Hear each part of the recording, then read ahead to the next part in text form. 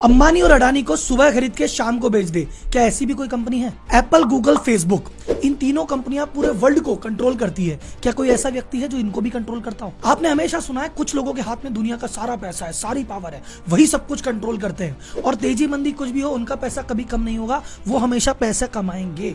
आखिर कौन है वो कुछ लोग? आज बात करेंगे ऐसे ही एक व्यक्ति और ऐसी कंपनी की। व्यक्ति का नाम है लैरी फिंक, कंपनी का नाम है ब्लैक रॉक। ये व्यक्ति संभालता है 9.3 ट्रिलियन डॉलर। आप पूछोगे राहुल जी ये कितना होता है? सर इंडिया की जीडीपी है 3.2, यानी 140 करोड़ भारतीय 365 दिन 24 घंटे काम करके जितना पैसा कमाते टोटल जीडीपी उसका 3 गुना ये अकेला व्यक्ति संभालता है। 9.3 ट्रिलियन का 1% 93 बिलियन होता है और इतनी तो भैया अंबानी जी की नेटवर्थ नहीं है अभी। पर एक ही आदमी के पास इतना पैसा आया कैसे? ये लैरी फिंक कौन? ये ब्लैक रॉक कौन है? इतना पैसा लाया कहां से? ये पैसा लगाता कहां पे? लैरी फिंक पे और धीरूभाई अंबानी में कॉमन क्या है? ये धीरूभाई अंबानी, रतन टाटा, ये लैरी फिंक, ये कुछ लोग इस प्रकार से कैसे अपने बिजनेस का साम्राज्य रचते हैं कि कुछ भी हो इनके बिजनेस कभी डाउन ही नहीं होंगे, सदियों तक टिके रहेंगे। ऐसा क्या राज है? आज इस वीडियो में जान लोगे आप।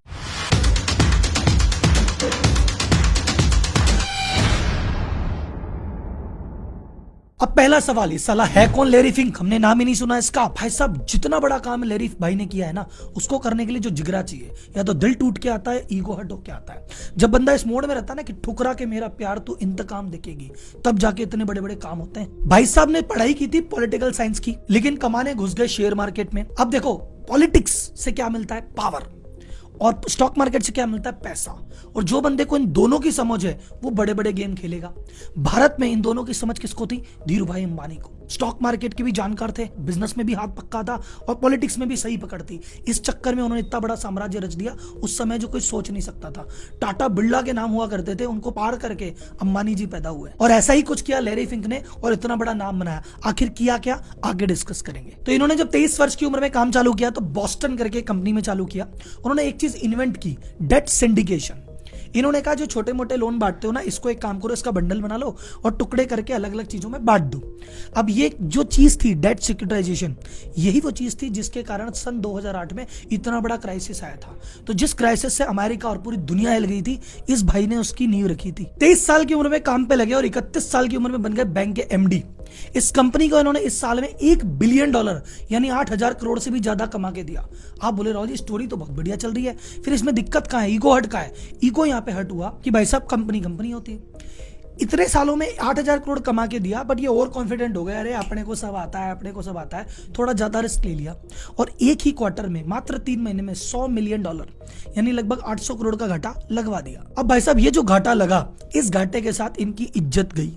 मार्केट में बोले हुए बड़ा नेता बना फिरता था, ये किया वो किया, लग गए ना भाई साहब, लग गए ना भाई साहब।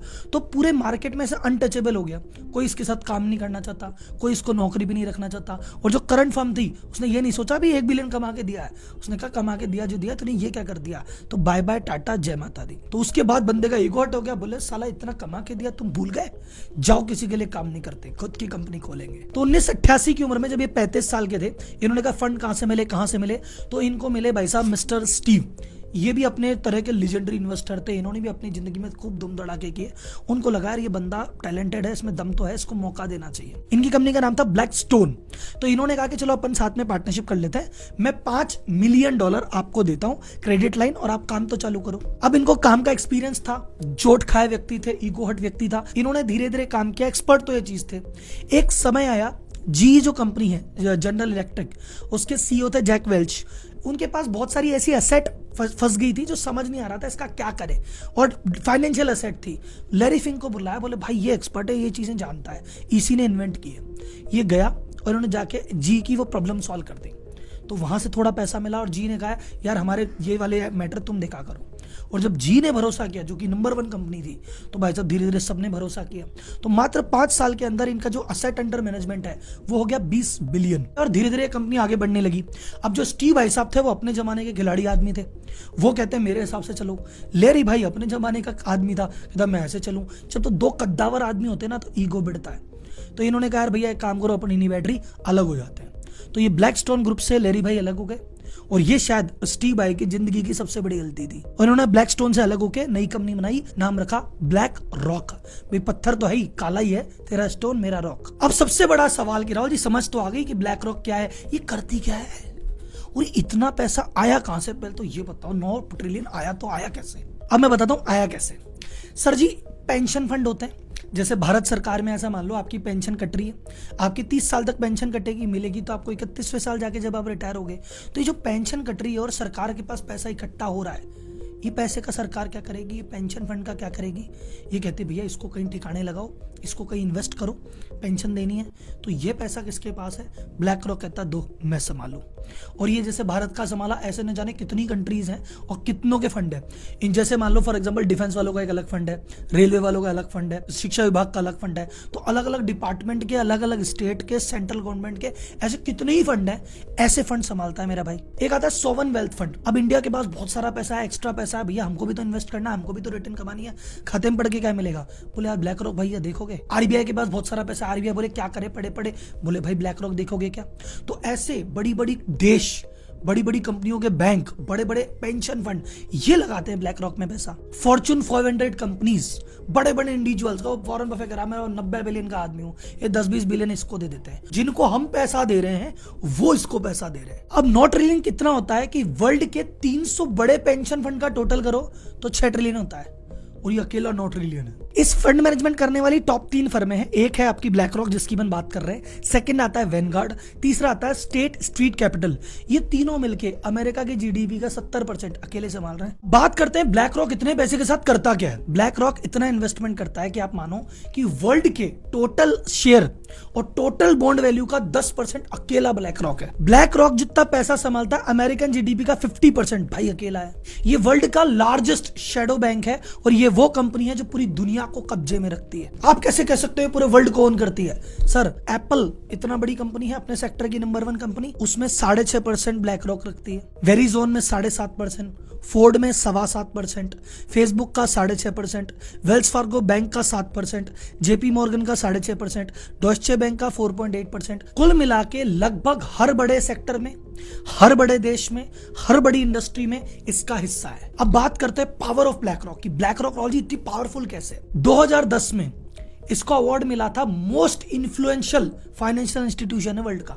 चाइनीज गवर्नमेंट आपको जानते हो हर जिसको आने अंदर नहीं आने देती, ये पहली ऐसी कंपनी है जिसको चाइनीज गवर्नमेंट ने अलाउ किया, चलो भाई साहब तुम तो आ जाओ इन्वेस्ट कर दो। जितनी भी मेजर इंडस्ट्री है, energy, oil, gas, transport, clear energy, इन सब में इनके शेयर हैं।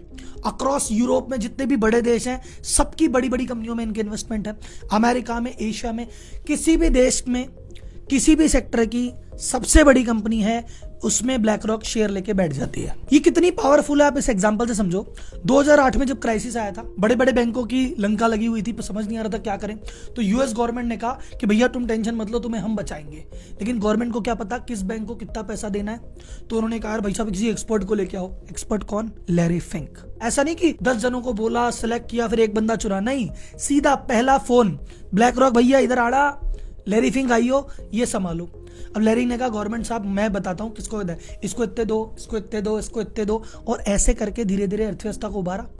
पर जितनी सभी कंपनियों को इसने फंड किया, उन कंपनी में खुद में ये बहुत बड़ा शेयर होल्डर था। और इंटरेस्टिंग, ये 2008 का क्राइसिस लेके भी ये भाई आया था, तो क्राइसिस लाने में भी यही था, सुलटाने में भी यही था, और जिसको सुलटा के जिसको उबारा उसका शेयर होल्डर भी यही था। अत्र तत्र सर्वत्र। सेम कहानी 2020 में कोरोना के टाइम पे प्ले आउट हुई।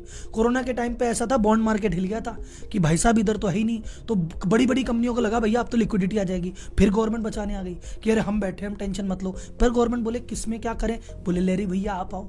लैरी भैया ने कहा मैं बचाता हूँ। उन सभी कंपनियों को बचा लिया जिसमें खुद शेयर होल्डर था, सरकारी पैसे से। अब बोले राव जी इतना बड़ा आदमी, इतनी बड़ी कंपनी, हम इसको जानते क्यों नहीं है? क्योंकि ये चाहता ही नहीं तुम इसको जानो। देखो एक इंटरेस्टिंग चीज बताता हूं, नए नए पैसे और पुराने पैसे में फर्क क्या है। नए पैसा वाला आदमी पैसे खर्च करता है कि दुनिया मुझे जाने, पुराना पैसे वाला आदमी पैसे खर्च करता है कि दुनिया मेरा नाम नहीं आना चाहिए। अब एक लास्ट सवाल जाते जाते, आपने कहा था राहुल जी ये अंबानी टाटा सीन समझाओ। देखो मैंने एक वीडियो बनाई हुई है मेरे चैनल पे, टाटा एम्पायर। मैंने आपको बताया कि टाटा ग्रुप ने हर इंपॉर्टेंट सेक्टर में अपनी कंपनी खड़ी कर दी। पर्पस ये है कि ये बड़ी बड़ी कंपनियां क्या करती है, हर सेक्टर में ब्रांड बना लेती है, हर सेक्टर में काम कर लेती है। तो जैसे मोटा भाई बोलते हैं कि तुम आज की रेट में कुछ भी लेने जाओ तुम किराने का सामान लेने जाओगे तो मेरी कंपनी है, तुम दवाई लेने जाओगे तो मेरी कंपनी है, तुम कपड़ा लो, जूता लो, फर्नीचर लो, तुम खिलौने लो, तुम कैंपा कोला पियो, तुमको जो करना है करो, हर जगह मेरी कंपनी है, मैं तो कमाऊंगा। सेम चीज टाटा करता है कि भाई चाय भी दूंगा, नमक भी दूंगा, प्लेन भी उड़ाऊंगा, सॉफ्टवेयर भी बेचूंगा, स्टील भी बेचूंगा, सब काम करूंगा। तो कहीं पे भी ग्रोथ आएगी भाई हमारी कंपनी तो संभाल लेगी। तो ब्लैक रॉक ने भी क्या कर रखा है, यूरोप डूबेगा एशिया में कमा लेंगे, आईटी डूबेगा सीमेंट में कमा लेंगे, हर जगह लेके बैठा है भाई, कर लो तुम क्या करोगे। अभी बड़ी कंपनियां डाउन क्यों नहीं होती? जैसे किसी ने मेरे से पूछा, राहुल जी ये सऊदी अरामको इतनी बड़ी कंपनी है, अब तेल खत्म हो जाएगा तो इसकी वैल्यू क्या रहेगी? इसकी वैल्यू फिर भी ज्यादा रहेगी, क्योंकि आज सऊदी अरामको के पास इतना पैसा है। वो क्या कर रही है, वो एप्पल का स्टॉक खरीद के बैठ गई, वो रिलायंस का स्टॉक खरीद के बैठ गई, वो चाइना में 5 कंपनियां खरीद लेगी। तो धीरे धीरे हो सकता है, आज देखो फॉर एग्जांपल बहुत सारा पैसा, आज मेरे पास 100 करोड़ रुपए है, पर मेरे 100 करोड़ रुपए धीरे धीरे खत्म होने वाले हैं। तो मैंने 100 करोड़ रुपए कहाँ किया, ऐसी नई कंपनी में इन्वेस्ट कर दिए जो अब उभरेगी। जब वो उभर जाएगी और वोट जाने होगी तो मैं उनका स्टेक नहीं में कर दूंगा। तो ये जो कारवां है ना, ये हमेशा चलता रहता है। तो इसलिए पैसे वाले हमेशा पैसे वाले रहते हैं, और गेम हमेशा पैसे और पावर का ही है। तो अगर आपका पैसे पे कंट्रोल है तो भी आप हीरो, और अगर आपका पावर पे कंट्रोल है तो भी आप हीरो, और दोनों पे कंट्रोल है आप हो सुपर हीरो। तो आज की वीडियो में बस इतना ही। ब्लैक रॉक पे मैंने रिसर्च की, बहुत सारी वीडियो मिली, लैरी फेंग पे बहुत सारी वीडियो मिली, पर अगर आपको लगा कि सारी वीडियो में ये अलग निकल के आई, इसने जो समझाया, तो लाइक करके एक बार मुझे प्यार से कमेंट बॉक्स में बता देना कि भाई ये वीडियो आपकी बढ़िया थी। ठीक है, इसी इंस्पिरेशन इसी मोटिवेशन के साथ अगली वीडियो फिर लाते रहेंगे। तब तक के लिए धन्यवाद, जय हिंद।